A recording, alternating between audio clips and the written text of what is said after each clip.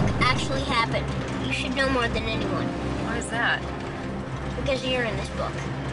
Everything we love will be ripped from us while we suffer for all eternity. Why did you do this? Because this is my happy ending. Once Upon a Time makes a lot of sense when you see it, and it's very difficult to describe. There are two worlds that are existing, and the leap that the show asks the audience to make is that there is a universe where every fairy tale character and every storybook character actually exists, is actually real, and their story is real, and that people are living there in an eternal happy ending. I now pronounce you husband and wife.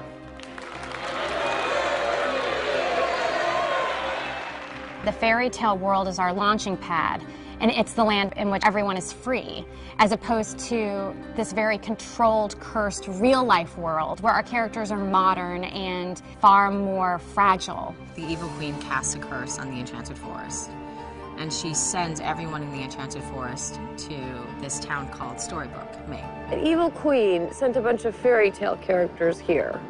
Yeah, and now they're trapped. Frozen in time, stuck in Storybook, Maine.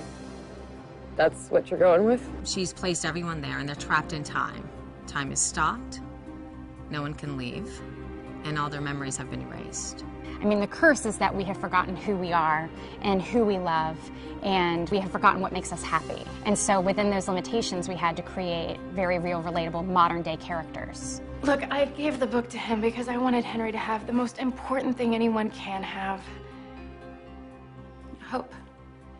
I feel like the pilot really touches on some of the most classic stories, which I think is great because you immediately jump into this world feeling familiar with these people. You know, you're dealing with Snow White and Prince Charming and Jiminy Cricket and Pinocchio and Geppetto, and these are characters that I think are so iconic that you start off feeling like you know these people better than you really do. I play Prince Charming. I like to think of him as a prince of the people.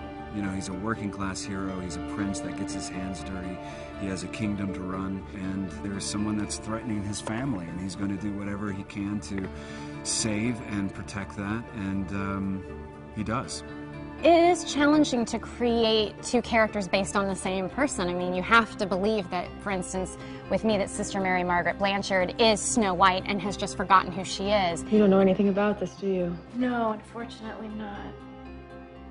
Clever boy.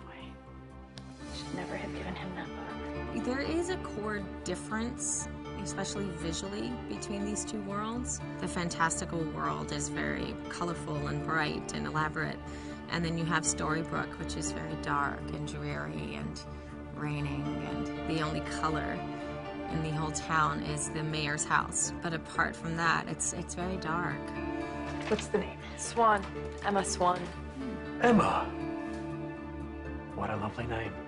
I'm excited to see, as the show keeps going, how they start to bring up more of the fairy tales that you might not know as well, or maybe haven't been as talked about, or haven't been redone in as many different ways as Snow White has been. So I think that'll be the fun of it, is sort of seeing how all these fairy tales get revealed and how they all end up connecting together.